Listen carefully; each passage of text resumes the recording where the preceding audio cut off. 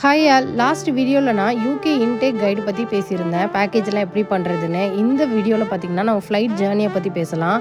இது அன்னெசரின்னு கூட சில பேர் நினைக்கலாம். ஆனால் ஃப்ளைட்லேயே போதவங்களுக்கு ஃபஸ்ட் டைம் வந்து ஃப்ளைட்டில் போகும்போது யாராவது நமக்கு கைட் பண்ணால் நல்லாயிருக்கும் அப்படின்னு நினைப்பாங்க இல்லையா. ஏன்னா நான் நினச்சிருக்கேன், நான்லாம் 2 குழந்தைகளை கூட்டிகிட்டு தனியாக ஃப்ளைட்டில் அது 2 ஃப்ளைட் மாறி வந்தேன். அதனால தான் நான் என்னோடய எக்ஸ்பீரியன்ஸை உங்களுக்கு ஷேர் பண்ணிக்கிறேன். நிறைய பேருக்கு யூஸ்ஃபுல்லாக இருக்குன்னு. ஃபஸ்ட்டு நீங்கள் கனெக்டிவ் ஃப்ளைட்டாக டேரக்ட் ஃப்ளைட்டான்னு ஃபஸ்ட்டு செக் பண்ணிக்கோங்க. கனெக்டிவ் ஃப்ளைட்னா உங்களுக்கு 2 ஃப்ளைட் வந்து நீங்கள் மாறி வரணும். டேரக்ட் ஃப்ளைட்னா ஒரே ஃப்ளைட்டு தான். ஆனால் அது பார்த்திங்கன்னா 11 ஹவர்ஸ்க்கு மேலே நம்ம ட்ராவல் பண்ணி வரா மாதிரி இருக்கும். மேக்ஸிமம் வந்து கனெக்டிவ் ஃப்ளைட்டே சூஸ் பண்ணுறது நல்லது. ஒரு இடத்துல நம்ம இறங்கி மாறும்போது கொஞ்சம் நமக்கு ரிஃப்ரெஷ் ஆகும். அதோட பார்த்திங்கன்னா லக்கேஜெல்லாம் வந்து அவங்களே ஷிஃப்ட் பண்ணிடுவாங்க. உங்களுக்கு எவ்வளோ வெயிட் கொடுத்துருக்காங்களோ அதை மட்டும் எடுத்துக்கோங்க. ஹேண்ட் லக்கேஜில் உங்களுக்கு ஏதாவது 7 kg கொடுப்பாங்க. அதையும் கூட நீங்கள் டேரக்ட் லக்கேஜில் போட்டுருங்க. கையில் எதுவுமே அதிகமாக பேக் வச்சுக்காதீங்க. பாஸ்போர்ட்ஸு இந்த டீட்டெயில்ஸ் மட்டும் வச்சுருந்தா போதும். நெக்ஸ்ட் வீடியோவில் நான் இன்னும் நிறைய ஷேர் பண்ணுறேன். கண்டிப்பாக சப்ஸ்கிரைப் பண்ணிக்கோங்க.